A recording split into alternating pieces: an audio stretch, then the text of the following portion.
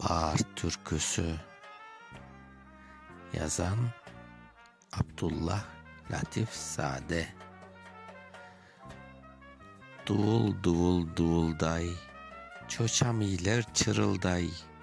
Keldi bahar, kokuy mart, al kalakay, çalman art. Dırıl dırıl dırılday, kün kokuşunun kızıday. Toplap altın saçını, güneş kıydı tacını. Dırıl dırıl dırılday, yerge cennet düşkenday. Yer yeşilge bürüngen, nargiz nane görüngen. Dırıl dırıl dırılday, yaş sabana nakışlay.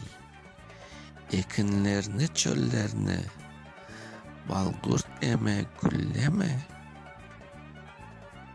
Dırıl dırıl dırılday, anay meni sevgenday.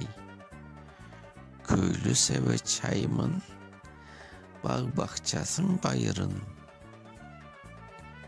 Dırıl dırıl dırılday, gün saklana güle ay. Mavi kökte yıldızlar, koran tebeşen kızlar.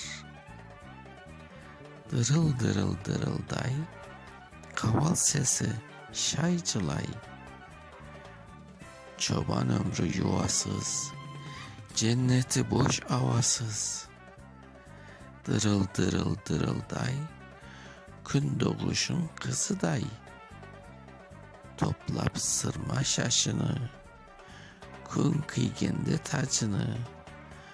Utandı da kaçtı ay. Okuyan Mustafa Şahin.